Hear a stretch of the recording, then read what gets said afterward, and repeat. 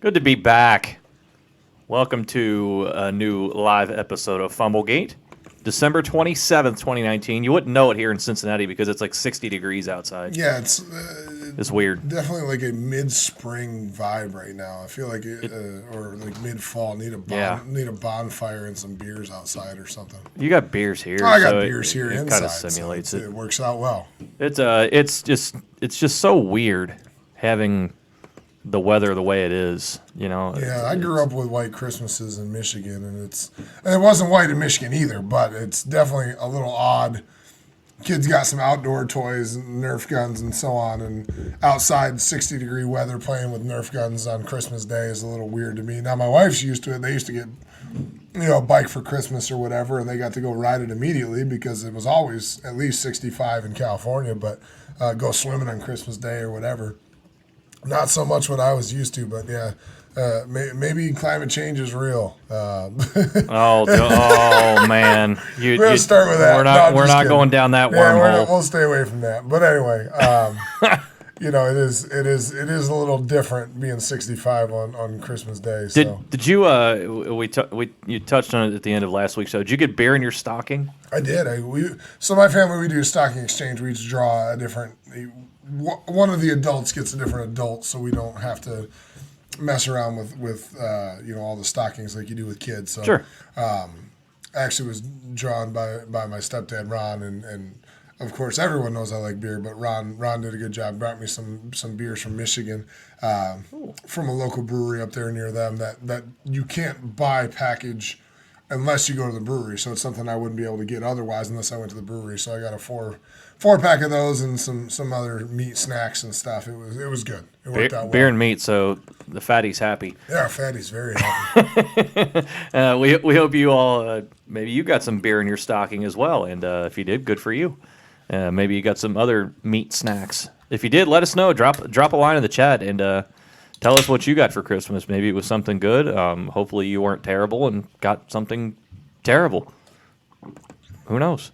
Hopefully Santa was good to you. That's right. Santa was good to my kids, so that's good. That's what counts. Yes, absolutely. Yes. Well. Santa was good. Santa was good to my daughter as well. So that's the fun stuff. So let's get into it here today. Obviously, we've got a lot of games to get through today as far as bowl picks go. We got over 20 bowl games to go through for this coming week.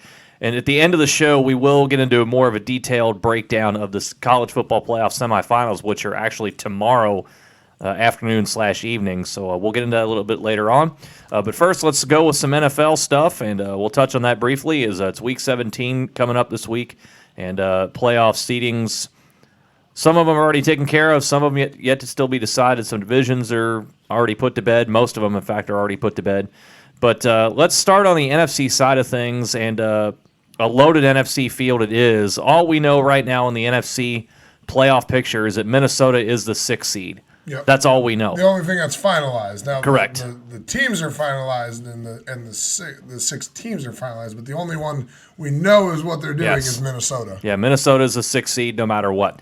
The NFC least still needs to be determined, and then the seedings for the other 4 teams in there still need to be determined as well. So, obviously it's a big deal if you get the number 1 seed. Number 1, you get a bye. You skip the first round. But number 2, you're home all the way to the Super Bowl. We already know in the AFC, Baltimore is the number 1 seed.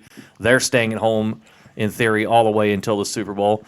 But the NFC side, there's 4 teams in play for this that can get the number 1 seed, and 2 of them in the same division who happen to be playing each other, which makes it even more exciting. There you go. So here's a look at your scenarios for the number 1 seed, and you see right now, as it stands going into Week 17, San Francisco is the number 1 seed as it stands right now, and as Adam said, they're on the road. They're at Seattle on Sunday night, and we're actually going to talk a little bit about that game here in just a moment. That's one of the games we're actually going to pick for the week. And you see the scenarios here.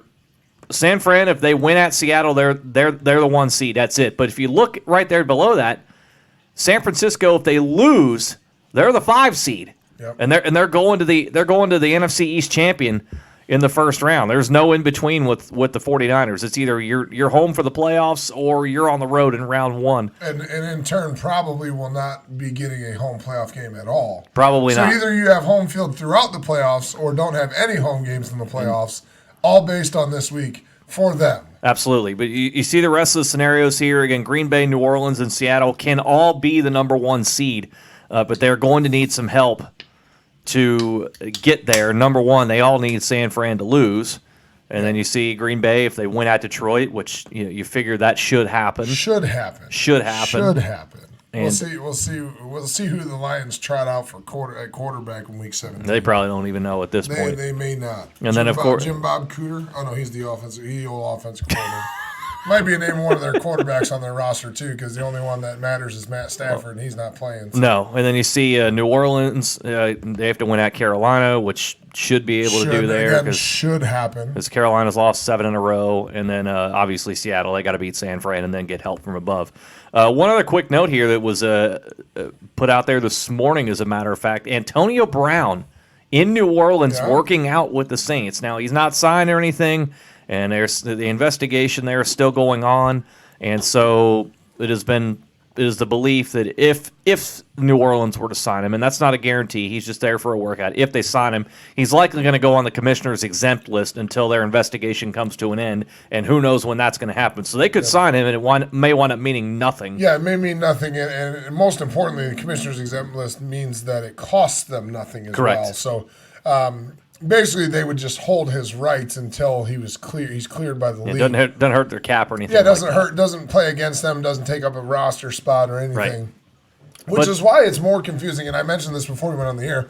It's more confusing that more teams haven't explored this option, particularly a team like Philadelphia, who really needs wide receiver help. Why they wouldn't put him on the inside the franchise and put him on the commissioner's exempt list? Because there's a lot of teams out there making a playoff push or that need receivers. Really and truly, most of the NFC could all use him. Like none of them have elite receiving crews. No. Well, New Orleans has Michael Thomas, but that's about it. Yeah, but he has Michael Thomas, and you know what I mean. Like even Green Bay, like they could all use another receiver. Yeah. It's a little surprising that New Orleans is going to be the first one to bring him in. But yeah, I mean, if you get beyond Week 17, and one would assume that the NFL's trying to finish up this investigation.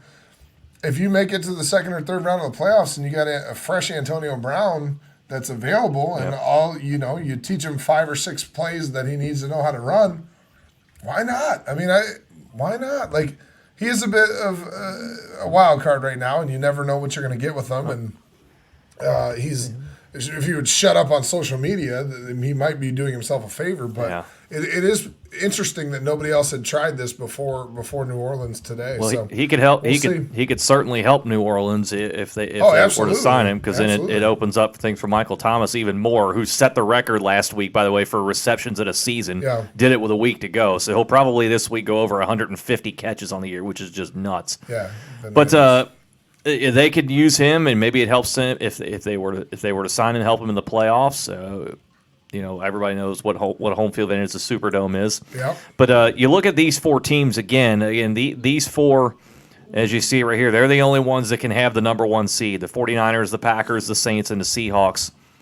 In your mind, which one of those teams could use the luxury of staying home the most in the playoffs? Well, I think you mentioned it already. The 2 that have the most luxury of being at home are the 2 that have probably the toughest scenarios, and I think it's New Orleans and Green Bay. I think the Superdome and playing in Lambeau in the playoffs are 2 of the most difficult places to play, particularly in the NFC. The weather in Green Bay, which right now is not typical Green Bay weather for late December, early January, but one would assume at some point in time it is going to be snowing in Green Bay before the end of the playoffs. And that is a severe advantage for them, particularly given that the other teams that are left could potentially not be cold weather teams. Now, San Francisco is obviously not a cold weather team. New Orleans obviously not a cold weather team. Seattle a little bit, but still not the way it is in Green Bay. And then Philly, assuming that Philly wins, and Minnesota, who plays inside. So it is definitely to Green Bay's advantage to have the ability to play outdoors. Obviously, Aaron Rodgers, who's dealt with his entire career, is a much better quarterback than any of the other ones that playing in the snow because of his experience in doing it. And then the Superdome, just the noise and the atmosphere that comes with the Superdome, and how loud that place gets. The familiarity factor with Drew Brees and the number of games that he's played in that facility is an advantage over any other quarterback who's going to come in there as a visiting quarterback to play. Now, it is the most difficult, not the most difficult. Obviously, Seattle has the most difficult, but other things have to happen for those to happen. Obviously, Seattle beating San Francisco being one of them. But honestly, I think San Francisco has the least to gain by being the number one overall seed, other than the fact that they won't get a home game if they don't.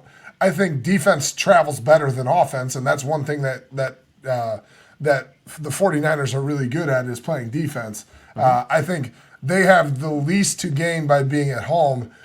Atlanta came in and beat them the other week. I think defense travels better than offense does, and their defense is going to travel well anywhere. It sounds odd to say, but I think they gain the least by being the home team, whereas Green Bay and New Orleans would gain much more by being the home team. See, I think actually San Francisco needs the home field more than those, and I understand where you're coming from with that. You look at each of the four teams there.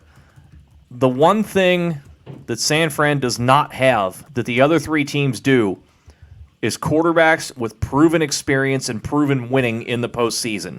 Now, you look at Seattle this season, I don't know that it really matters as much to them. Yes, their home field is terrific, but Seattle's 4-3 at home. They're 7-1 on the road. Yeah. For whatever reason, they've struggled at home, and we just saw it last week losing at home to the Cardinals. Yeah.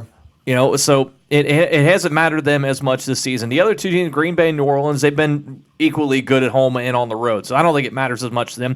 Obviously, the home field advantage, those situations, those do play a factor, and those can always help. The environments at each of those three venues, Lambeau, the Superdome, and Quest Field, those do play factors. I just think the atmosphere at Candlestick / Quest or wherever. They're in Santa Clara now. Santa Clara. You're dating yourself by saying Candlestick. Yeah, Candlestick. The least advantageous. It's just not. It's not as an intimidating of an environment. I understand that, and their defense is going to travel. But right now, as it stands, given their track record, who are you taking of those teams? As far as quarterbacks in the playoffs goes, you have to rank Jimmy G fourth. Yeah, because he 100%. He hasn't done it. But again, he's not.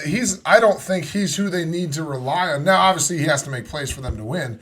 I think they have to rely on their defense to win games. No, absolutely. Them in short fields, which where you play doesn't make a difference for that scenario. But he has the least. To me, he has the least amount of trust of all four of these quarterbacks in the playoffs because. All three of the other guys have done it before. All three of the other guys have won Super Bowls before. I mean, they are 6-1 on the road this year. I mean, they only have one loss on the road. Absolutely, and that's the thing. And that's the thing. You're splitting hairs here because all four of these teams have been terrific on the road this year. I don't think any of them have more than 2 losses on the road during the entire course of the season. And so Green Bay has 2 losses on the road. That's the only. There you go. They're 5-2 on the road, 7-1 at home. And like I said, Seattle's 4-3 at home and 7-1 on the road. Usually with Seattle, those numbers are going to be reversed because their field is such a home field advantage to them. But for whatever reason, they've just not played as well. And so, like I said, just because of the lack of proven playoff winning with Jimmy G, because he hasn't done it before. Yeah, to make him as comfortable as possible. Exactly. At home. I get it. Exactly. Yeah, and that's the reason why. And Elder Boy saying in the chat right there, it's hard to bank on consistent play from Jimmy Garoppolo. I agree. Because you could say they're 12-3 right now, and you could say if he was at the level consistent level of some of those other guys that we've talked about, they could have a couple more wins under their belt. Not to say he's been terrible. He has to play well for a team to be 12-3 right now. Yeah, I mean all their losses are one score losses. Yeah, so they're not awful. I mean the one to the Falcons is the head scratcher because the Falcons haven't been good. Who, by the way, have publicly said they're sticking with Dan Quinn. Today, announced that Dan Quinn will. They've played for whatever reason ever since they basically been out of it. They decided to start playing. They've been playing much better football. They hadn't quit on him all season. They just weren't a very good football team. Well, that's what I'm saying. Now, it's for whatever reason, ever since they basically were, it was determined they were not going to the playoffs. Then they've decided they're going to start playing better football. Yeah, they again an early preseason pick to make the playoffs, and now they're obviously not going to be in it. Just didn't work out. But not the season they wanted. Yeah, that's the other thing. It's really cool to see with these 4 teams too. Is that going into the playoffs, any of them can go on the road and win.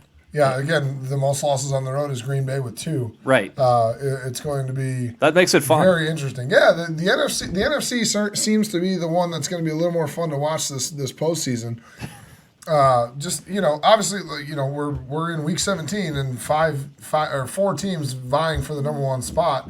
The only 2 that have been in place is we know where Minnesota is going to be the wild card, and then the winner of the week 17 game for the division for the NFC East still yet to be determined. But yeah, obviously having the 4 teams potential for the number 1 and number 2 seed, really, because we have 2 teams getting the bye, which is definitely of benefit to a lot of those franchises. 45-year-old Drew Brees getting a bye is probably better than him playing in week 1.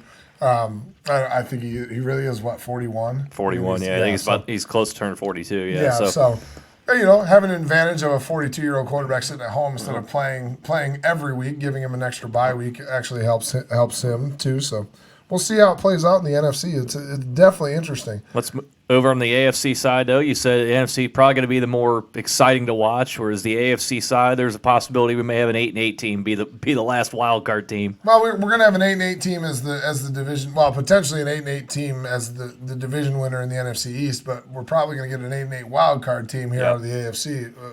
One would assume we're going to get an 8-8 wild card team. It's possible anyway. You have Tennessee, Pittsburgh, and Oakland. They're the 3 that are battling for the 6th and final spot.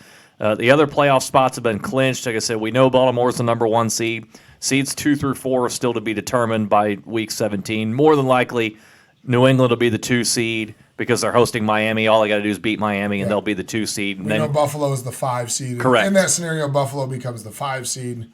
Correct. And then Kansas City likely would be the 3. Houston's likely going to be the 4. So you likely are going to see Buffalo at Houston for round 1 of the playoffs, and Kansas City hosting either Tennessee, Pittsburgh, or Oakland. So let's see who gets the final spot. Here are your scenarios for the AFC wild card, and these are as simple as it can get. Now with Tennessee, they're on the road at Houston. Nobody knows if Houston's going to play all their guys because they're probably going to be being the 4 seed regardless. If Tennessee wins, they're in. That's all there is to it. Or Pittsburgh losing. As you can see. Pittsburgh needs to win at Baltimore, who has already said basically they're sitting everybody. Which is smart. Baltimore has nothing to play for. Nope. Giving Pittsburgh the window of opportunity. Now, I think there'll be enough people playing to make sure that they don't give Pittsburgh a win and an opportunity at the playoffs. And Duck Hodges is the quarterback for Pittsburgh again because Mason Rudolph is hurt. Hurt again. He's out hurt with a shoulder. The revolving door that is quarterbacks in Pittsburgh right now. Look at this for Oakland. Now, they're still mathematically alive, and they had to have 10 things happen the last 2 weeks of the season to get into the playoffs. They're halfway there. They got 5 of them last week. They got to get 5 this week. Here you go. 10 things in the scenario. So, the 5 they needed last week, they needed losses by the Steelers, Titans, and Browns, which all happened. The Colts had to win, and then obviously they had to win their own. Yep. All 5 of those things happened last week. Well, they got to do it again. Here are the next 5 things that have to happen for it to happen this week. They have to have Tennessee and Pittsburgh obviously lose because it would create a 3-way tie as far as record goes at 8-8. They need Indianapolis to win, then any one of those other 4 teams that you see win because it would then clinch the strength of victory number over both Tennessee and Pittsburgh to get into the playoffs at 8-8. So that's fun to see, and it's so fun that those 2 teams or these 3 teams have these scenarios, and that Oakland has to have all of this happen. Well, again, 10 things going into last week. Half of them happened. Yeah. And now they have 5 more. Wouldn't it be something? And you know what? I think it happens. You think it happened? Really? I think it happens. You think it happens? Not just because of the fun of it, because I think this is super fun anyway. I think it happens because if you look at who the 2 most important of those scenarios is that the Titans have to lose at Houston. Yeah. Very viable. Very possible. Pittsburgh has to lose with Duck Hodges as their quarterback at Baltimore. Very possible. Mm-hmm. Indy losing, who knows? Well, they need Indy to win. Indy's playing Jacksonville. Indy beating Jacksonville, who Jacksonville, they quit as we all know, quit on the season. Yeah.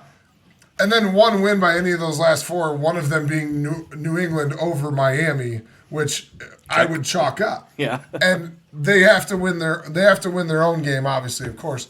Yeah. I think all those scenarios are very likely to happen, and I think Oakland sneaks in as the last wild card spot. I really do. And then Oakland would then likely play at Kansas City. That's a fun rivalry. Yeah, which is a fun little rivalry. The scenario, as far-fetched as it seemed, is much less far-fetched now because all of the games that need to go their way seem very likely. And then one of the last 4 winning, with one of them being New England over Miami, who doesn't care.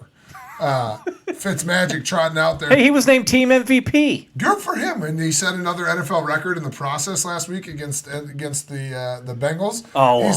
He's now the only quarterback to throw for 4 touchdowns for 5 different NFL franchises, which is awesome. He also holds the record for throwing a single touchdown pass for the most franchises in NFL history. One would assume he will probably be on a different roster again next year, which gives him a chance to expound on his own records. We mentioned it in our chat that he will probably be the holder of some very obscure NFL records as it goes on. He'll probably be the answer to some trivia questions in the future. And just to hear Fitzmagic called out is always good.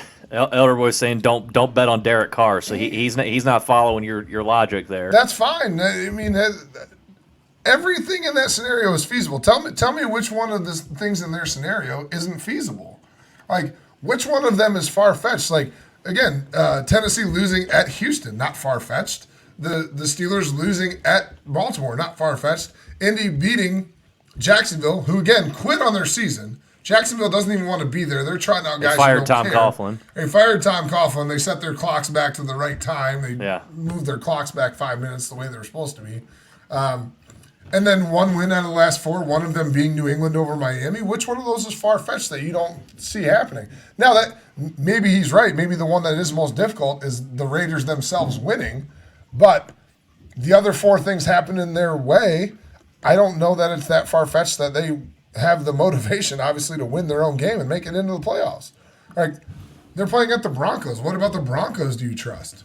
Like, Philip Lindsay's been running the ball better. Yeah, there's not a lot in the scenario that doesn't. The only one that is not to their advantage is them winning their own game in Denver on their own. Like, all the rest of them are very, very feasible scenarios. Yeah. So, yeah, maybe don't trust Derek Carr, but, like, you know, who are you trusting to under center in Denver?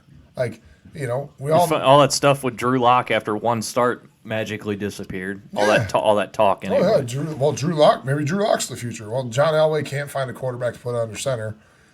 Is this the end of the road for him, or are they going to draft a quarterback again in this draft and see if they can screw up somebody else's career? We'll see.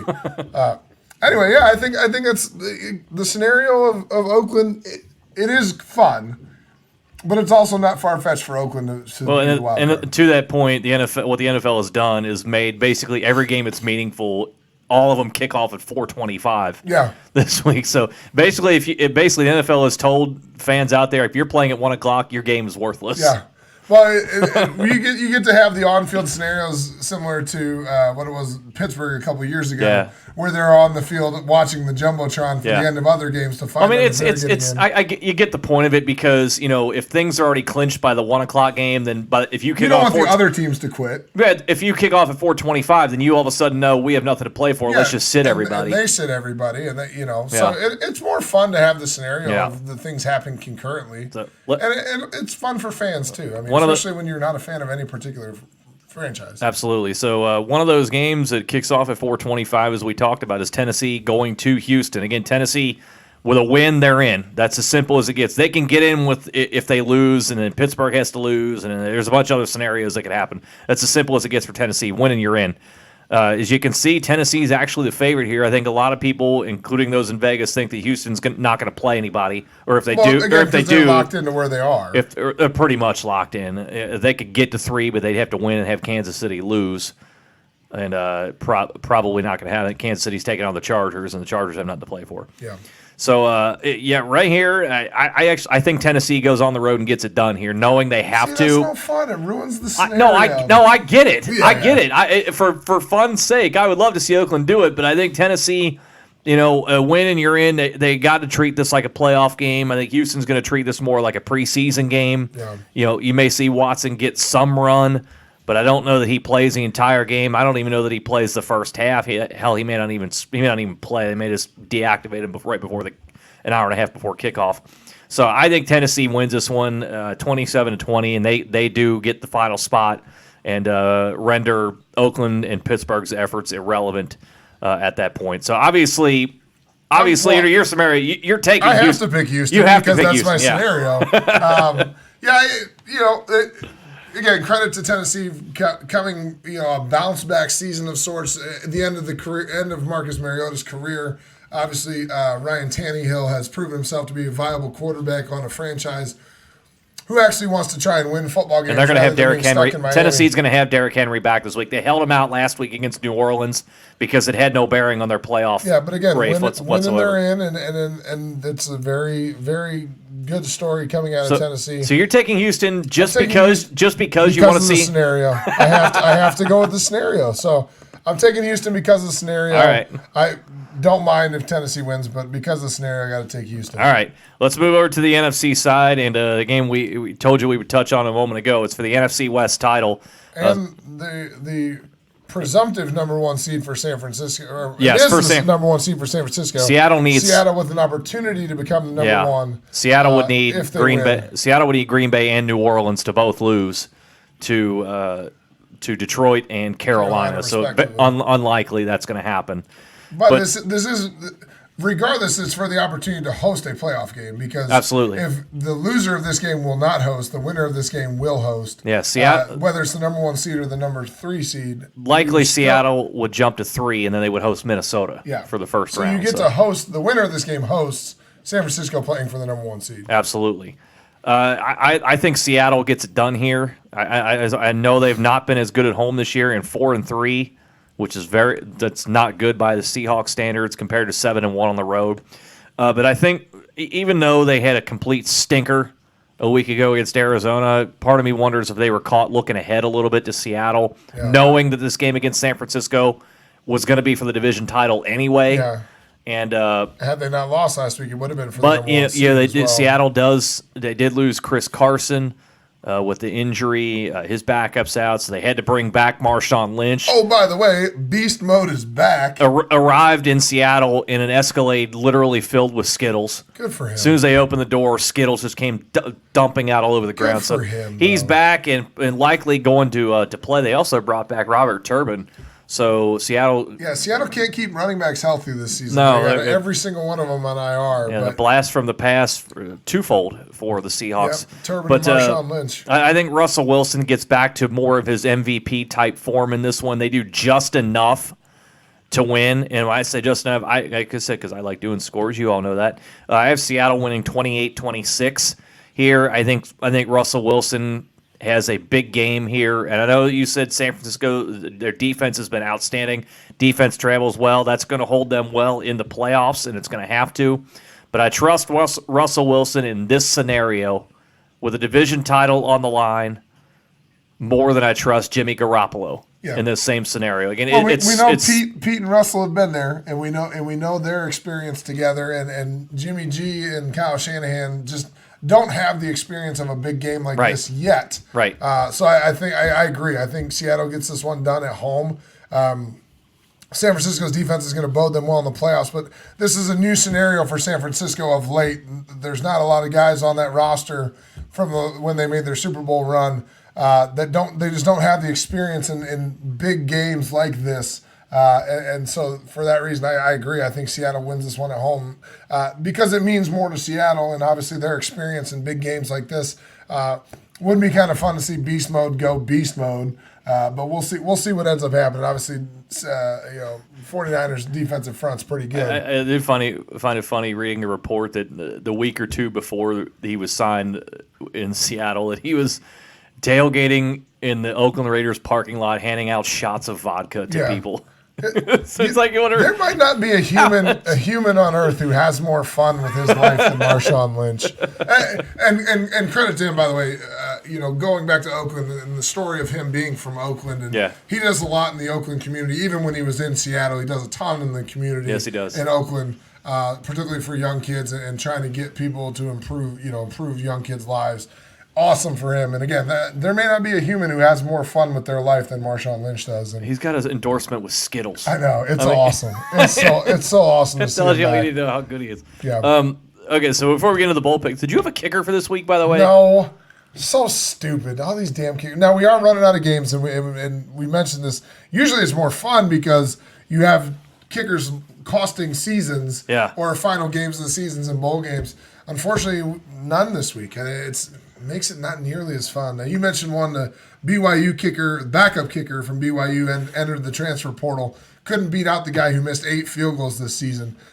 So he entered the transfer portal. But, yeah, unfortunately, no kickers cost them their teams, their respective teams, a win this week. Does this sour your Christmas at all? No, not really. Christmas was good. I was a little disappointed when I was doing the rundown. I couldn't find one.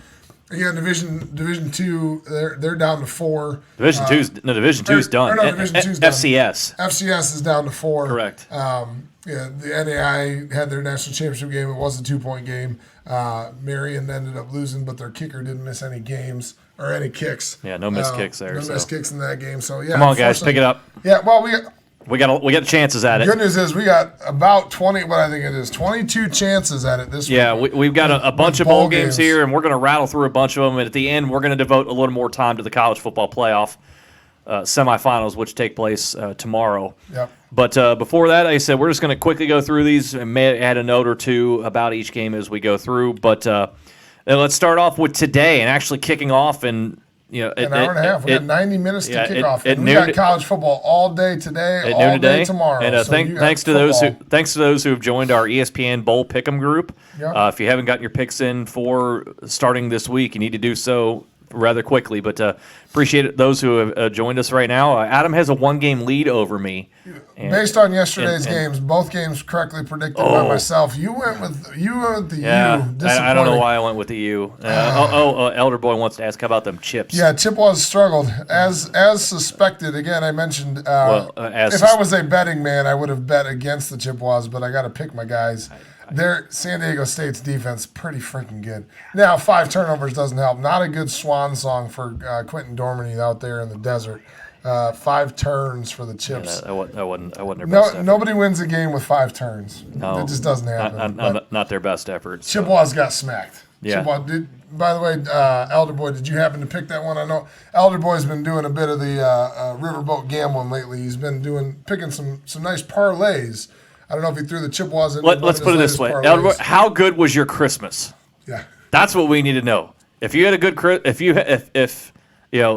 the family was getting spaghetti and water, then we know how it went. No, he's been doing well lately. He's been picking up some pretty good parlays. I got to take a trip across the river with Dan. Oh, he said don't bet the Mickey Mouse games. No. Smart. Oh, there you go. Smart. I don't know why you're calling the Chippewas Mickey Mouse, but that's fine. It's okay. We're going to talk about your boys from Ohio State here at the end, but we'll touch on we got a bunch of other ones to pick ahead of time. Today, noon, 90 minutes from now, ESPN Military Bowl, North Carolina versus Temple. Who you got? Temple all day long. Really? Carolina way too inconsistent. No. Way too inconsistent. See, this is where we start to separate a little bit because I'm not very smart when it comes to this kind of stuff. I got North Carolina. I got the Fighting Mac Browns. By the way, giving Clemson their most difficult task of the season thus far. I got Mac Brown to get his team ready for the bowl game. I know it's a disadvantage for them against the Temple team, but I got North Carolina win this one at 6-6 going to win. the Military Bowl, by the way, in Annapolis. So that's cool. Yeah, bit of a home game for Temple. A lot closer. It's closer, but a doable drive from Chapel Hill to Annapolis, Maryland. But how about this one? The Race to 10, the ESPN New Era Pinstripe Bowl, Wake Forest and Michigan State. The race to 10 points. Demon Deacons all day long because the Demon Deacons can score in bunches. I know Sparty has a defense that occasionally shows up. Their offense sucks. Yeah. Well, again, a race to 10 because if Michigan State gets to 10, they can win. Wake Forest probably scores more like 30, which Michigan State can't do. Yeah, Wake Forest will have double digits by the end of the first quarter. I got Wake Forest. That one's later today at Yankee Stadium. Later on today, this should be a fun one here. I think a good chance for some points scored. Yeah, if you don't like defense, watch this one. Oklahoma State and Texas A&M going at it in the Academy Sports and Outdoors Texas Bowl down in Houston. Mullet or Jimbo? You know what? I don't like the mullet, but I got the mullet winning this one. I like Oak State. I like the way their offense scores. Jimbo's got a good thing going there at Texas A&M. Still a few years away. It's going to take some time to get us installed. And the SEC is a gauntlet, as we know. Again, if you don't like defense, this one will be okay for you. Oklahoma State's going to put up a bunch of points, and they won't stop Texas A&M very often, but they'll stop them a few more times than they need. Oklahoma State wins this one. Yeah, Pokes are winning that one. Next, the one of the longest bowl names ever until all the other sponsors start getting involved. The San Diego County Credit Union Holiday Bowl tonight. USC taking on Iowa. Trojans fight on all day long because it's a short trip down the road to San Diego, and Iowa's offense doesn't travel. Oh, you know what? I got Iowa winning this one there. Why? Clock-controlling team. I'm probably wrong. Because they can't score. They can't score. They're going to control the clock. And here's the other thing, too. I think USC players might be a little bit of a letdown after USC announced that Clay Helton's sticking around. I don't. You think they're pissed about keeping him? I don't think they want to play for him. Really? I for some reason I got Iowa in this one.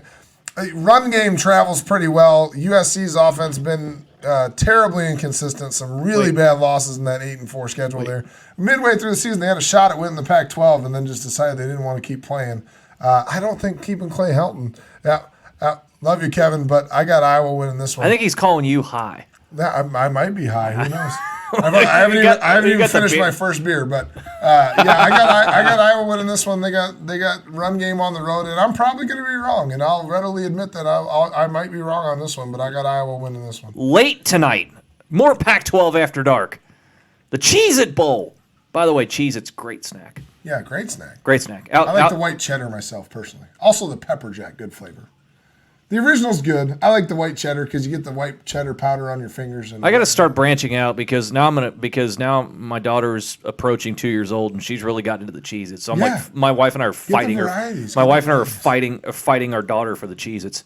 And usually she winds up winning because when does your daughter not want to fight? Yeah, of course. Anyway, the Fighting Mike Leach is taking on Air Force out in Phoenix, Arizona. This is if you want to see a contrast in styles of football, this is much of it as you're ever going to see with Washington State running the run and shoot versus the triple option of Air Force. Yeah, this is an interesting matchup. This is so good. It took me a while to figure out this one, but I ended up going with Air Force. Washington State doesn't play defense, as we know, and they certainly aren't going to be very well prepared for the triple option. I like Mike Leach, and we're going to get some golden quotes out of this one, but I got Air Force winning this one just because even with extra weeks to prepare for the triple option, it doesn't help. And Air Force's defense does fly around, get to the football. I got Air Force winning this one. Look at you with the play on words. The Air Force does fly around to get to the football. They fly around. Good, there you go. Good for you. By the way, I have Wazoo. I picked Wazoo. I like their run and shoot offense. It puts points up against triple option. Elder Boy, which is better, regular Cheez-Its or original Goldfish? Cheez-Its. I like Goldfish, but Cheez-Its are better. I got to go with the Cheez-Its. Cheez-Its are better. Something about the texture and the flakiness, they're a little thicker. There's more to it. Yeah. There's more to it. Goldfish are outstanding, by the way. Both of them are staples in our household. With 3 kids, we got both of them rocking. By the way, the only kind of goldfish that you should eat is the original Goldfish. Don't eat it. Kids like the rainbow ones. They're big fans of that. Well, it's just the color. And then they did it's the original flavor. They made like pretzel flavored ones, which are the Toy Story ones. My daughter likes the princess ones. But anyway, Cheez-Its all day long. I do like Cheez-Its more than Goldfish, though, are outstanding. All right. Now, let's move on to tomorrow afternoon, noon kickoff, Eastern time. So an 11 a.m. kickoff in Arlington, Texas, when Memphis takes on Penn State in the Cotton Bowl. If you remember, Memphis lost their head coach, Mike Norvell. He's gone to Florida State. As we told you here on the show, Florida State was not going to let him coach the bowl game. No, as he gone. You can't. Florida State, you can't. And this is the unfortunate scenario of college football, is recruiting never ends. And the longer it takes your head coach to get into his office, the harder it is for them recruiting. Again, the Scott Frost scenario with UCF in Nebraska, a very unique scenario that I don't think you're going to see happen again. Again, Scott Frost playing for a national championship, so obviously that changes things.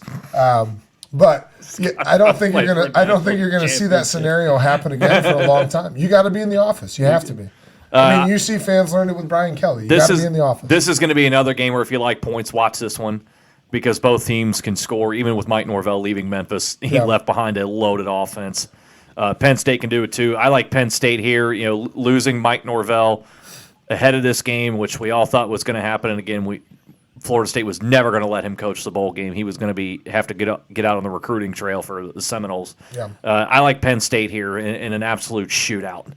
I like Penn State as well. I think I got Penn State winning this one. If you like points, this is a game to watch because bowl games typically don't have, and thus far, save that stinker yesterday with Louisiana Tech and the U. And obviously my Chippewas putting up a friggin' 11, although there was 48 points on the other side. Bowl games typically don't play great defense, so look for a lot of points. If you want to gouge I got Penn State winning. You want to gouge your eyes out, watch a replay of Louisiana Tech and Miami. Oh God, it was bad. The second half possessions, just punt after punt and then fumble, turnover. It was something like 16 straight possessions ended in a turnover or a punt. Terrible football. Yeah. By the way, over-under, definitely the under on that one. Yeah, a little bit. Miami was actually favored in that one. I said there might be a bad beat because I didn't know the line on it because Louisiana Tech scored a late touchdown in that one to make it 14. I wasn't sure about the spread. Miami was actually favored in that game. It almost wound up 7-0. All right, let's move on to the Camping World Bowl tomorrow afternoon. Again, another noon kickoff here down in Orlando. Iowa State taking on the fighting Brian Kelly's. How many times do we see Redface on television? Over under 2.5? Under, because I don't think Notre Dame struggles in this one at all, unless his quarterback just throws up like a punt for a turnover. I think Notre Dame controls this game from start to finish. Yeah. Iowa State's just in over their head. Notre Dame's a pretty good football team, as much as it pains me to say it. Yep. Brian Kelly's got that job, and we've talked about it. He's got that job in perpetuity as long as he can win 10 games a season. He's already at 10. He gets his 11th in the tomorrow at noon, or Saturday at noon. There you go. It's tomorrow at noon. Yeah, it is. We're a day late here on Fumblegate. Yeah. Took an extra day to recover from Christmas. A lot of fun. The next one here, the one that we know Adam's going to be. Who'd you pick? I have Notre Dame. Okay, I'm with you. You didn't mention it. Yeah, so I have Notre Dame. I didn't really have anything to add because you hit the nail on the head. Notre Dame, I think, is just too much. Yeah. One here that we know Adam will keep his eye on Monday afternoon. He's going to be all over this one. Western Kentucky and the Serve Pro First Responder Bowl in Dallas taking on the Bronx of Western Michigan. Adam's going to be all over this one here. Yep. Well, I got Western Kentucky, and I don't even care that they're not favored. I don't care that Western's the favorite. I don't care about Western's offense. I got Western Kentucky for the mere fact of I'm not picking Western to win shit. Screw those guys. Hey, they lost. They gave the Chippewas the MAC West title this year. I appreciate it. Despite the head-to-head matchup, Chippewas played the MAC championship game. Shout out to Miami for winning that one. But, yeah, I got Western Kentucky. I got the Hilltoppers winning this one over the Broncos. The poop and pee uniforms. I hope they bust out the brown and yellow. Bunch of bums. Who you got? Hilltoppers. Thank you. I'm glad you agree with me. I know Western's favored, but I'm glad you agree with me. I didn't want to get an empty beer can thrown at me. No, you're good. Because I knew I wouldn't get a full one thrown at me because you wouldn't waste a beer. No, I wouldn't do that. Monday at 4, the Franklin American Mortgage Music City Bowl. Again, long names on these ones. Mississippi State versus the Lou. Is that what they say? How do they say it? The Lou? No, they just say Louisville. Louisville versus Louisville. Mississippi State versus Louisville. I think we know you're going L's down. So you got don't get butthurt, Scott Satterfield. L's down. Don't get butthurt at me. Yeah, don't get upset and complain. No, it's not even because of the whole Kentucky Louisville thing. It's Louisville's defense is beyond rancid. I mean, we know Kentucky ran for over 500 yards against him, but even if you go back before that game, and he's done a great job at Louisville turning it around from the disaster that Bobby Petrino left him because Bobby Petrino is such a turd of a person. And now has become a turd as a coach. And but he's done a nice job turning around. They can score. Both these teams can score. Mississippi State likes to do a little bit more on the ground. They've got a quarterback that can do a lot of damage on the ground.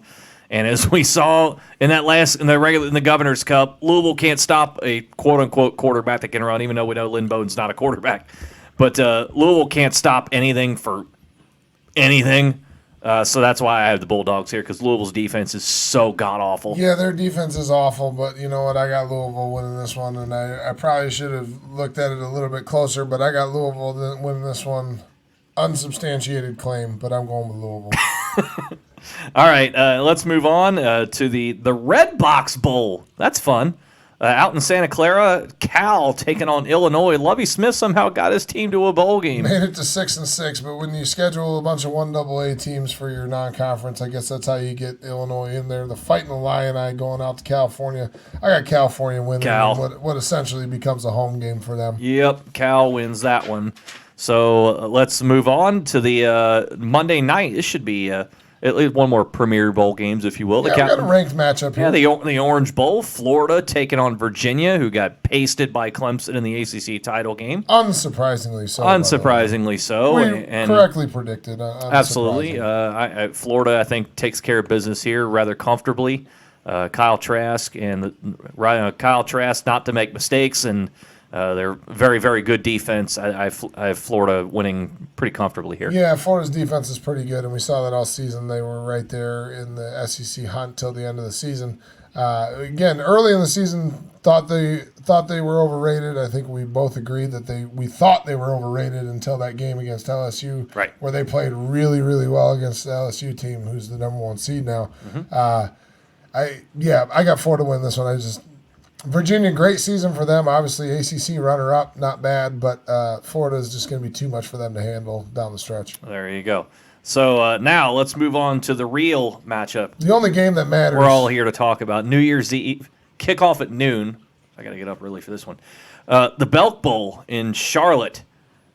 Hokies, Big Blue, going at it. Lynn Bowden's final game in a Kentucky uniform. Maybe the greatest all-around athlete in Kentucky football history. They've had some really good players go through there. Look it up, including Pro Football Hall of Famer Dermontti Dawson, amongst others. George Blanda, Randall Cobb. Oh, by the way, shout out to the Dallas Cowboys for a 4th and 9 or 10 scenario to try and keep the game alive, having both Amari Cooper and Randall Cobb on the bench. Yeah, good job, Jason Garrett, you dumbass. Yeah, well, he probably cost himself his job, so we'll see how that works out. Well, you know. Well, there was mention that he might even get fired, despite the fact that they still have an opportunity to make the playoffs. There was a mention that Jerry Jones was considering firing him before Week 17. No. The reports that come out of Dallas, who knows, because Jerry Jones controls the narrative, but don't be surprised if he's unemployed Monday of next week. Anyway, back to this game here. This should be a fun matchup here. Again, it's Lynn Bowden's final game at Kentucky. He's already said he's going off to the NFL. He is going to play. And it's also Bud Foster's final game as Virginia Tech's defensive coordinator. He's been there for forever. He's one of the great coordinators in the history of college football. You folks know where I'm rolling here. It's Big Blue all day long. Lynn Bowden balls out in his final game. Would not be shocked if he goes over 200 yards. We've seen, even though Bud Foster's a great coordinator, Justin Fuente has not done a very good job in recruiting to give him players to build a defense with. And this is Big Blue all day long, and Big Blue wins by double digits. Yeah, Big Blue's been putting up points lately. The last 3 games are averaging almost 45 points per game. And they're all exclusively on the ground. Yeah, they're running the ball really, really well right now. I got Big Blue in this one as well. Look at you being a nice guy there. No, I'm not picking against the line. Like, everybody agrees that experts agree UK is the favorite. Virginia Tech's actually the betting favorite there. Well, they're the betting favorite, but Vegas is ESPN stupid. Football Power Index indicates that UK. What does Vegas know? Well, Vegas don't know they knew shit. the Chippewas. They knew that one. Vegas don't know shit. Yeah. Next one, the Tony the Tiger Sun Bowl. I like this one. Tony the Tiger Sun Bowl. Florida State versus Arizona State. Who you got? Sun Devils playing a lot better the last few weeks. And what is there to like about Florida State at all, other than this hire of Mike Norvell? But I think he's not coaching. He's going to be watching probably from a suite somewhere within the stadium. But Arizona State all day long. They've been playing a lot better the last few weeks after that stretch where they lost 5 in a row, I think it was. Really nice the last couple weeks. Again, they beat Oregon, basically almost screwed Oregon out of the spot in the playoff. Or actually, I think it basically essentially did. Well, essentially did because and it then, left them with no options to get back in. And then beat Arizona rather easily. So they're coming in playing better. Again, Florida State, what's there to trust about the Seminoles in any way, shape, or form? There's nothing to trust about them, but they're like going to be Arizona energized by the Norvell hire. So I got Florida State winning this one. Again, this is where I start 22 games. You got to make some differences up. So that's what we're going with. Okay, so Elder Boy said you picked Virginia Tech. Or you pick Kentucky, but he said you have to bet against. Since I went against the chips. No, I think Kentucky wins the game. Like it was smart. Like again, if I was betting money, I would have bet against the Chippewas, but I'm not going to pick against the Chippewas. Like this means little to nothing in the grand scheme of things. I didn't cost myself any money by picking the Chippewas to win. But if I was a Vegas bettor like you, Elder Boy, I would have bet against the Chippewas. Come on, Elder Boy, do me a solid. Lay some money down at Big Blue. All right, put it in one of your parlays. Pick Big Blue. We both agree. Big Blue's going to win that one. There you go. The Liberty Bowl next Tuesday, and down in Memphis, Navy getting a nice bowl game. This is a good bowl game for Navy to have. Usually they're in one of the smaller tier bowl games. Usually like the Military Bowl because it's in Annapolis, so they're usually slotted there every time, or sometimes out to San Diego to play in that bowl game. But they're in the Liberty Bowl this time, taking on Kansas State, and I like Navy to get it done here. Again, triple option, very efficient. I like Navy to win this one too. It is something about the military teams when it comes to bowl games. They just seem to be able to be very well prepared. Navy has a pretty good defense. They may not throw the ball at all in this one. That triple option offense. Malcolm Perry is so good. Oh, he's nasty. He was so good. Their quarterback put up 3 bills against Army. Yeah, he doesn't suck. Malcolm Perry is so good. He might be one of the best athletes in college football. It made a late push for him to sit in the room for the Heisman. If you looked at his stats, you couldn't be upset about that. Now, obviously, the Heisman Trophy is not going to go to anybody who doesn't play for a big-name school that's competing for the college football playoff anymore. But you stack up Malcolm Perry's statistics against anybody else in the nation, and it's pretty nasty. And even the people at Navy have said he might be the best pure runner that they've ever had as a quarterback. And they've had some good ones, including Roger Staubach, who they put his number on their sweet-ass helmets for to honor him. Yeah, that was sweet. So, but they think he might be one of the best ever. And actually, I think he might actually have a shot to play in the NFL, not as a quarterback, maybe more as a slot back type of guy. But hey, maybe a shot to play in the NFL. That's how good he's been all year long for Navy. So again, credit to the military academies for if that scenario happens. Credit to them giving him the opportunity to do that. Yes. Whereas in the past, military academies forced them to do their service first before they have an opportunity. Military academies have decided it's better for the exposure if they get their opportunity to play football first. By the time their 5 years of service is over, that they're forgotten about. They're yesterday's news as far as in the eyes of NFL teams looking for players. Yep. Not that they're forgotten about in general. So let's move on here to next Tuesday, New Year's Eve night. We'll get there first, but before that, we got to get to Wyoming and Georgia State in the Arizona Bowl. Sorry, the Nova Home Loans Arizona Bowl. I got to get that right. Wyoming here. I like them here. They wear similar style colors to Western Michigan, so I know you'll appreciate that and probably want to change your pick if you pick Wyoming. But I like Wyoming here simply for the fact it's a much shorter travel for Wyoming as opposed to Georgia State having to come from Atlanta all the way out to Tucson, Arizona. I like Wyoming here. I like Wyoming in this one too, and I know you just mentioned the triple option offenses, but I like Wyoming to win this one. They pretty explosive on offense, and they stop people on defense, only allowing 17 points per game on defense. Did you see Georgia State there, see on your screen, giving up 36 points a game? Yeah, Georgia State does not play defense at all, so I like Wyoming in this one. That's rather porous. New Year's Eve night, Valero Alamo Bowl down in San Antonio, Utah, after getting torn apart in the Pac-12 title game by Oregon. They're taking on the Longhorns. Again, should be a proverbial home game for Texas. Again, San Antonio is several hours, is a little ways south of Austin, but it's a doable drive there. And obviously Utah. You know, Texas travels well too. Horns down, he's going Utah. I agree. I'm going Utah too. Bounce back game for them after that crap ass showing they had in the Pac-12 championship game. Again, their defense is really good. Save the Pac-12 championship game. Their defense only allowing 13 points per game, even after giving up 37 to Oregon. I like this one as a bounce back game for them. Texas underachieved all season. I got Utah winning this one. Yeah, Texas has already basically said they're making changes all across the staff. Tom Herman is an effort to save his job.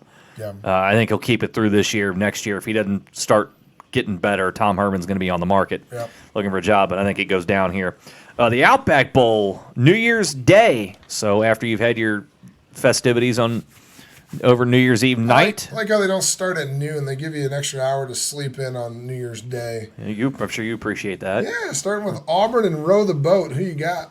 This is a game I thought would be one of the more interesting ones to watch because the scenarios here in Minnesota with the hangover effect of at one point being in the college football playoff, and then they get blown out by Wisconsin at home by 3 scores in their finale. They found themselves in a New Year's Six game. They did, and Auburn with the possible hangover after killing Alabama's chances at the playoff.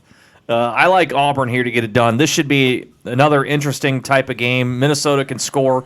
Auburn can score too, but they like to do a little bit more balance. But I don't know that Minnesota has seen a defensive line as good as Auburn's all year long. Auburn's defense is going to be a little bit too much for them. Yeah, I think Auburn's defensive line's the best in the country, and I like the Tigers here to get to 10 wins. Not to take anything away from the heck of a season that Row the Boat has had up in Minnesota. But absolutely, row the boat, full circle. Credit to PJ Fleck and what he's done there in Minnesota.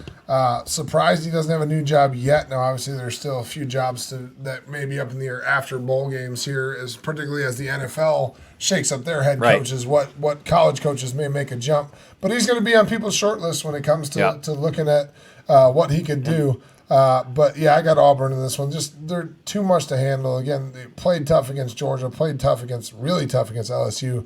Down the stretch, Minnesota losing 2 of their last 3, including that stinker to Wisconsin. And PJ Fleck took the blame on himself.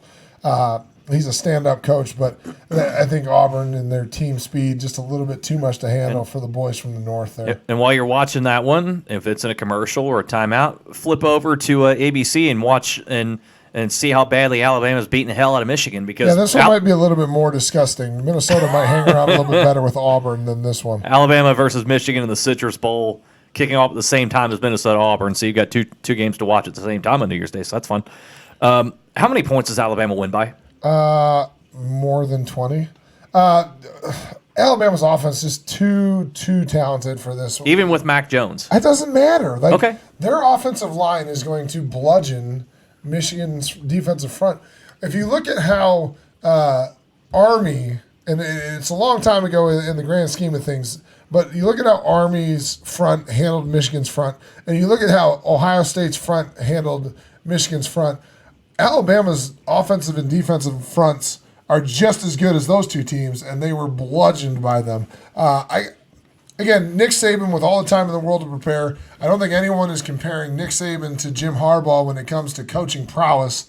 Harbaugh is going to try his best to not pick his boogers and eat them on the sidelines in this one because Alabama is going to drug them. Now, here's credit to Michigan for wanting this game.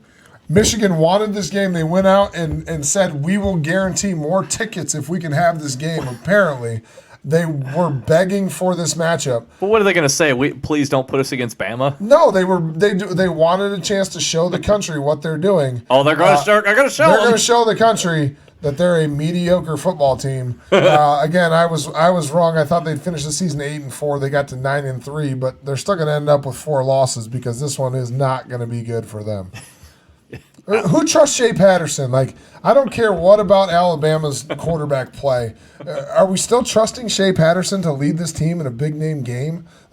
Alabama is going to drag them, smoke them, whatever. Not good for Michigan. Not good for Michigan fans. My sister will be in attendance at this game. She's going down to Orlando. Going to be ugly for them, though. Roll Tide.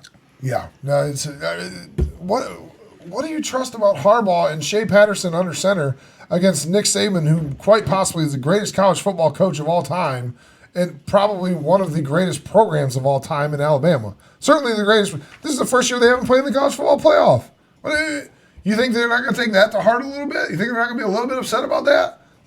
Not good for Michigan. Sorry, I know you guys wanted this to show that you're a national power, but guess what? You're a second-tier program. Alabama's a first-tier program, and you're about to get shown why. You already found out against Ohio State. Alabama's just going to reinforce it for you.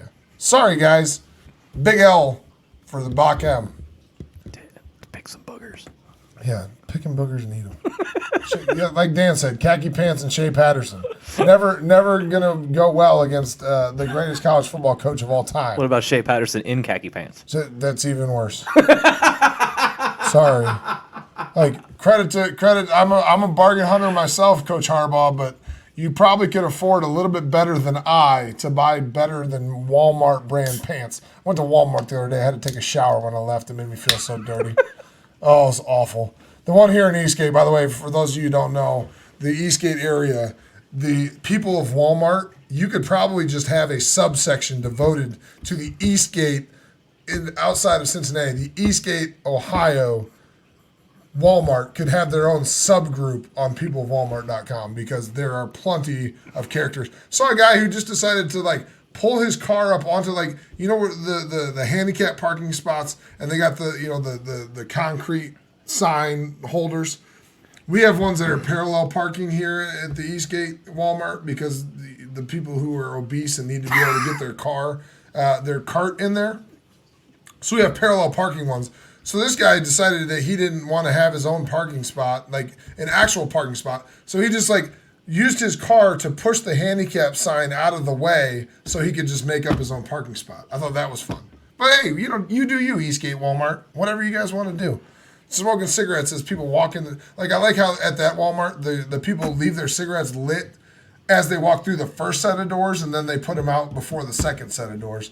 They like trap the smoke in the airlock there. It's always great. Anyway, if you have a business that would like to advertise on the Fumblegate podcast, by the way, please email us at fumblegatepodcast@gmail.com. Walton family, you got plenty of money. You could send us some sponsorship checks, and you wouldn't even miss it. I don't think they're going to now. Anyway, last New Year's Six Bowl, the Rose Bowl game. We got Oregon, winners of the Pac-12, against Wisconsin, winners of the Big Ten. West. It used to be the Legends. Now the it's Legends the are the leaders. Whatever. Wisconsin is the runner-up by virtue of Ohio State playing in the college football playoff. We got the Pac-12 champ versus the Big Ten runner-up. Who you got? Oregon.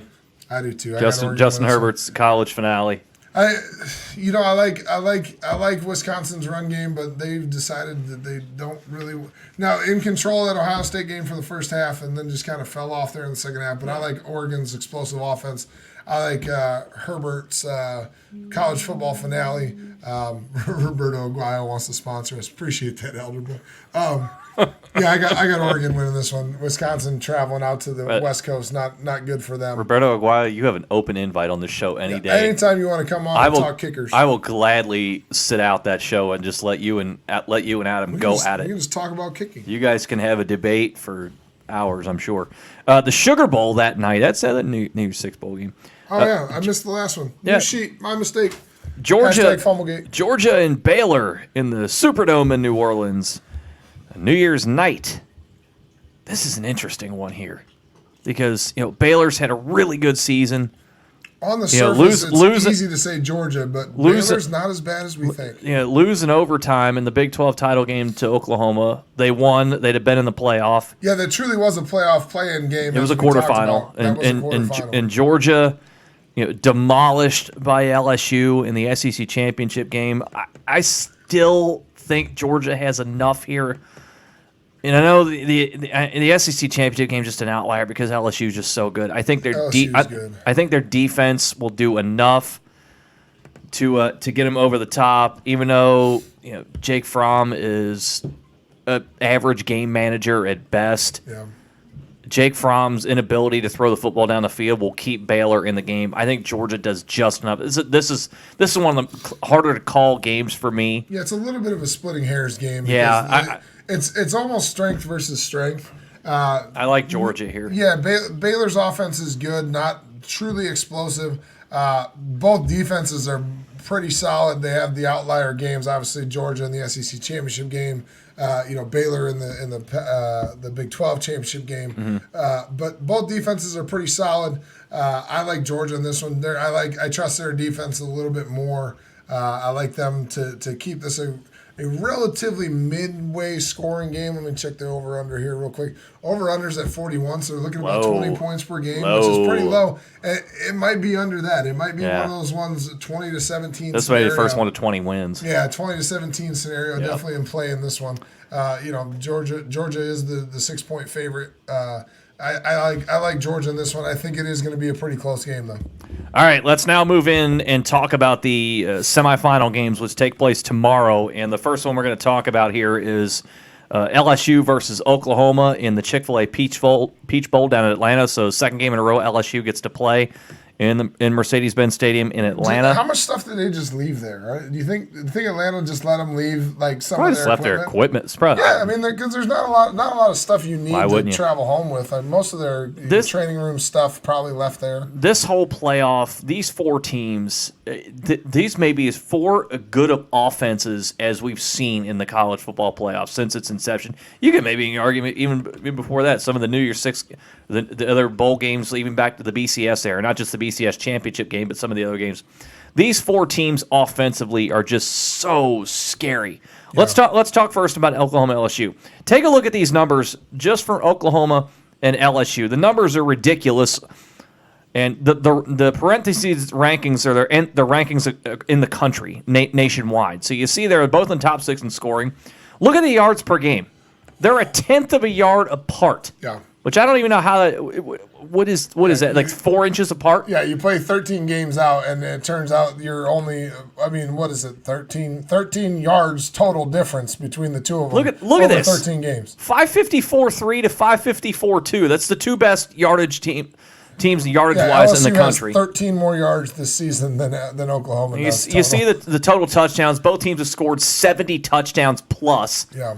Both those in the top 5 in the country. 50-point games.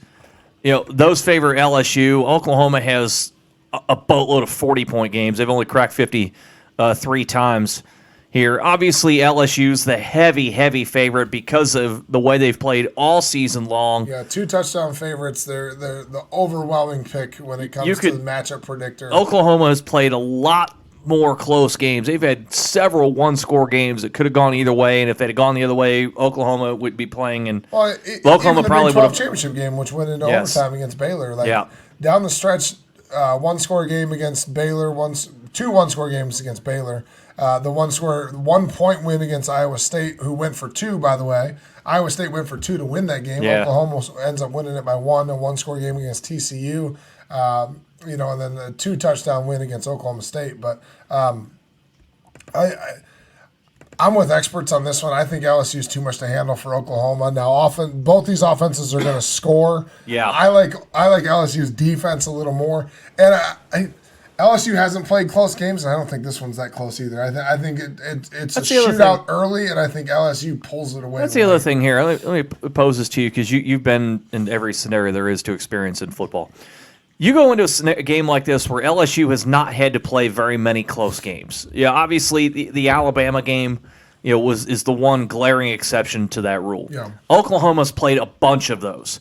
If it's close, do you put more stock in Oklahoma, or because they've been in those games, or do you put more in LSU because Oklahoma did it against lesser talent? The second scenario. I think I trust LSU more in close games because LSU has done it against more elite teams, and if you look at the Big 12 versus the SEC, and I hate to be, a guy chanting SEC over here, but the SEC is a tougher league, and LSU really ran through the SEC, saved the Alabama game and the close one early on with Florida.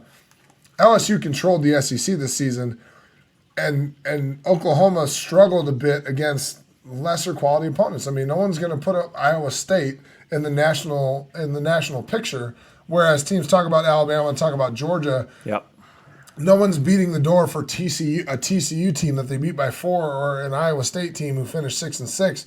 Like, nobody's saying, those are powerhouses and those games are going to benefit them in the long run. Now, there are close games, and it shows that they know how to win at the end of a game. But beating Iowa State at home by 2, does that really benefit you in a college football playoff scenario against an LSU team who just won the SEC championship by 27 points? maybe, but I trust LSU and their quality of wins and their overall talent. Joe Burrow coming off winning a Heisman Trophy. I like LSU in this one, and I don't think it's that close. I think the 14-point spread's pretty accurate. Burrow smashed basically every record there was to smash in winning the Heisman Trophy too. Yeah. Biggest margin, most 77% completion percentage, He scored the most points for ridiculous. a Heisman Trophy winner. It's disgusting. I like LSU's offense. Yeah. One thing they got a 1,300-yard rusher. Well, the thing is with that though is Clyde Edwards-Helaire is banged up, and they're not sure. He hasn't practiced all week. They're not sure if he's going to play. Not even sure if he's going to play, but LSU's offensive line is pretty daggum good, and I don't think it matters too much who you put back there. Oklahoma's going to have a couple of guys out who got into some trouble. Stupid asses. During the time in between the Big 12 title game and this game, so they're going to be without a couple of guys as well. I'm on board with you. This one, I think LSU wins this one comfortably. Again, Oklahoma is going to score. Make no mistake about it. Their offense. It doesn't really seem to matter who the quarterback is for Lincoln Riley. At this time, it's Jalen Hurts. They are going to score. They're going to score quite a bit. I would not be surprised if LSU hangs a half 100 in this game and winning some. They could get to 50. It's not beyond the. I didn't do scores for these semifinal games, but I wouldn't be surprised if LSU wins something like 52-35. Yeah, it's something certainly feasible. I think LSU wins this one handily. Something in that one. And here's the reason. Here's the scenario, because this is what we talked about going into the college football playoff. Yeah. How important it was to be the number 1 seed, assuming that Oklahoma or Baylor was going to be the number 4 seed. Mm-hmm. I think this is the easier of the two matchups as it stands. LSU is the best team in the country, but I think this is the easier matchup. And this Clemson-Ohio State game that we're going to talk about now, the PlayStation Fiesta Bowl, this one is a lot more evenly matched when it comes down to it. And people talk about Ohio State getting disrespected. Oh, by the way, Clemson's won 28 straight football games, and somehow they end up as the number 3 seed. So this one is a lot closer for me. Makes it a little more difficult. But again, we talk about look at these numbers offensively. The numbers on these two teams are is disgusting. I mean, you see the numbers that are on your screen right now. Ohio State averages just under 49 a game. Clemson averages 46.5. Those are in the top 4 in America. Yardage per game. Clemson's third behind LSU and Oklahoma. Ohio State's the chump change are sitting at 5th at 531 a game. Yeah, really. Total touchdowns. Ohio State has scored 85 touchdowns on offense this year. 85. That doesn't suck. Yeah, they lead the country, and Clemson's tied for second with 78. Look at the 50-point games. Yeah. More than half the games they've hung at least a half 100. Oh, and by the way, these two teams are the top 2 teams in the country in point differential per game. Yes. Ohio State and Clemson points per game winning by. They're the top 2 teams in the country. And to your point before, the race for the number 1 seed between LSU and Ohio State, because in theory you don't want to play Clemson. No. You didn't want to play Clemson. You didn't want to play Clemson. You didn't want to play Clemson. There was seemingly no path for Clemson to become the number 1 seed. No. And both LSU and Ohio State didn't want to play Clemson. Clemson's defending national champ, again, 28 games in a row. They don't suck. Elder Boy's saying Ohio State 45-13. Well, he's a homer. Are you putting money down on that there, Elder Boy? Because I'm betting you're not. Yeah, I bet that. I'm betting you're not. That's not the scenario you're going across the river to bet. I guarantee you that. No. Now Ohio State could win this game, and they very well could. Wait, Elder, are you a true Ohio State fan, or are you one of those that roots for them when Cincinnati's terrible? He's a homer. He's like an Ohio State homer. He was a Brian Kelly fan at UC. He's a tri-state homer. Okay. He's not a fan of the Bengals right now because the Bengals suck. He'll be a Reds fan at the start of the season until they're somewhere in the 10-22 range, and then he'll stop cheering for the Reds. No, I'll give him credit. He's been an Ohio State fan his entire life. All right, I'll give him that. Or one would assume. Oh, he says he never liked Brian Kelly. He's calling you BS on that. Yeah, it's okay. You don't have to like Brian Kelly. But anyway, this game is not going to be 45-13. I can guarantee you that. But there's so many storylines here because they're so evenly matched up. There are so many scenarios. I agree. And again, Elder Boy pointing out that Ohio State pulled their starters in most of their games. Oh, by the way, Clemson did as well. Clemson had really and truly only about 3 games that were competitive for them. I mean, ever since that North Carolina game, they've won their games by an average margin of like 45 a game. Again, both these teams are outscoring opponents by 36 points per game. Yeah, so it's gross. Neither of them have been playing a lot of close contests as the season has gone on. This one is much more difficult, and rightfully so. This is the one that the experts, you didn't want to play Clemson. You knew that if you fell to the number 2 seed, you had to play Clemson, and unfortunately for Ohio State, that's what happened. They fell to the number 2 seed, and they got to go against one of the best offenses in the country, an offense who averages more yards per game than they do. And, oh, by the way, similar defenses. It's going to be really interesting in this game. Clemson coming off a 62-point showing in the ACC championship game against a not very good Virginia team. But, Ohio State struggled with Wisconsin early on. Wisconsin controlled most of the first half of that game. Ohio State, first time they've had to play from behind all season. I think this one is a similar scenario. I think Clemson jumps out to an early lead, and that Ohio State has to play from behind. This time, I don't know if they can come from behind, though. I think Clemson's offense is too explosive for Ohio State to come from behind, particularly a 2-touchdown deficit, which I think is where this starts out. I don't know that Ohio State, so you think despite Clemson, their explosiveness, I don't think Ohio State's explosiveness matches Clemson's explosiveness. I like Clemson in this one. Start with an early lead. Ohio State narrows the gap, but Clemson stays ahead the entire game. You think Clemson jumps out like 14-0? Yeah, something early like on. a 14-0 scenario. Again, both of these teams haven't really struggled this season, but Clemson having the more recent success in the college football playoff and what they did the last 2 seasons, I think it bodes well for them on the stage that they're going to be in. I think that jumping out to an early lead benefits them. Again, kind of like Wisconsin did in the Big Ten championship game, jumped out to an early lead. Ohio State had better athletes than Wisconsin, so they were able to make that comeback. I don't know that Ohio State's athletes are better than Clemson's athletes, which is why I think Clemson can jump out and stay ahead in this one just because of the explosiveness that Clemson has on offense. Wisconsin, like we mentioned before the Big Ten championship game, not built from playing from behind. They had to build a lead and then hold on to it. They weren't able to hold on to it, and thusly couldn't come back from the deficit there at the end.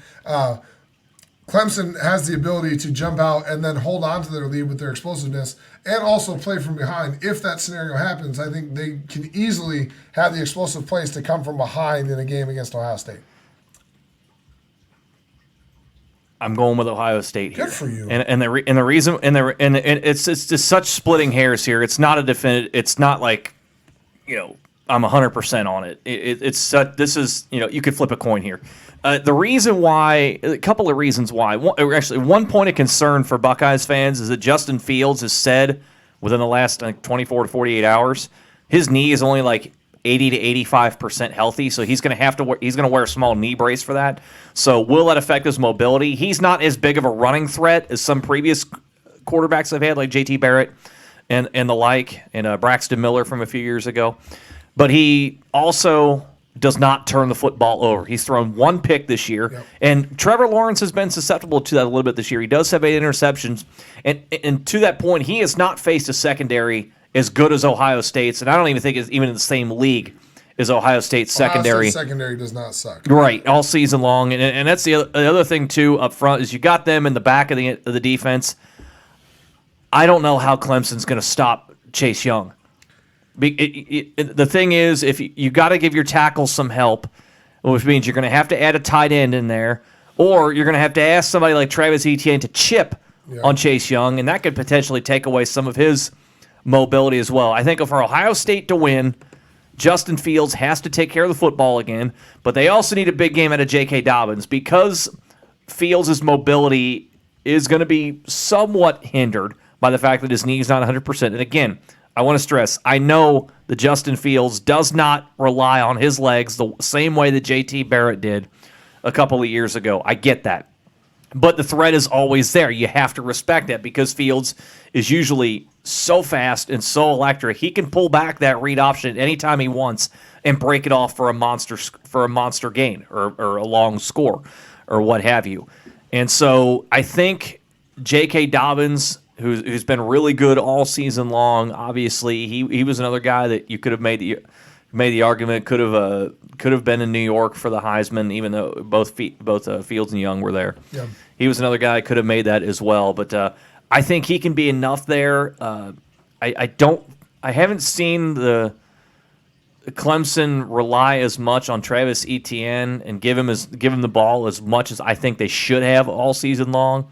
Now I understand it when you've got Trevor Lawrence, who probably will be the number 1 pick in the 2021 draft. I get that, but I think the biggest thing is the secondary is better than anything Trevor Lawrence has seen all season long, and I think they can cause just enough problems. And this is going to be another game similar to Oklahoma LSU. There's going to be a lot of points scored in this game. Yeah, this is not going to be one of those where you expect a lot of points scored and it winds up being a 21-20 type of football game. There's going to be points in droves. Yeah, in this game too. 63 in this one. Clemson really, and again we mentioned that kind of a pick 'em. It's a 2-point favorite for Clemson, and that pretty much has stayed steady since it opened. Yeah, it hasn't moved much. I think it's about jumped up and down. I think it opened at 2.5, so I guess it's gone a little bit half a point in Ohio State's favor. Vegas playing this one really close. It's I see both scenarios. Like, I'm not going to be shocked if Ohio State wins this game. I just think the Ohio State's finally matched up against a team with the same athletics, the same skill level as they are. I agree. Ohio State secondary is really good, and we've seen that we've seen that Trevor Lawrence is prone to throwing interceptions. Now, 8 of them's not a lot, but he has thrown 7 more than Justin Fields has.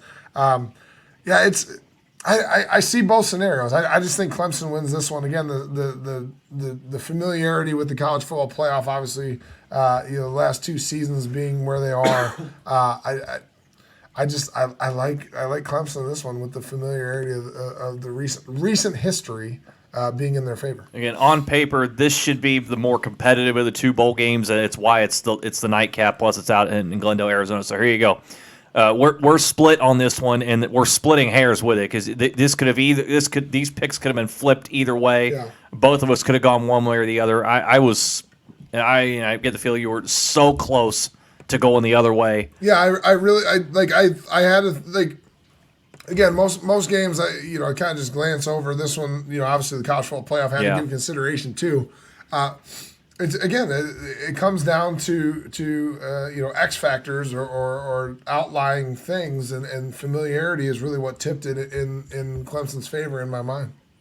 Very, very close it is. So there you go. Adam and I have split on the Fiesta Bowl. Adam going with Clemson. I'm going with Ohio State. And again, as close as it can be. We're in full agreement here in the Peach Bowl. Both of us thinking LSU defeats Oklahoma rather comfortably. However, there will be a lot of points scored in that one. There will be a lot of points scored in the Fiesta Bowl between Ohio State and Clemson. No shutouts coming in the college football playoff. The first 2 matchups particularly, not going to be either team getting shut out. Absolutely not. And so we'll keep track of those, and we'll keep track of all the bowl games, and we'll keep track of our bowl pick'em standings. Again, for those of you who have joined our ESPN group for the bowl pick'em, we thank you very much for that. And if any of you out there do indeed win it and beat me and Adam, we will have a prize. We'll send your way. Just if that comes to pass, just email us your address, and we'll get a nice little prize out to you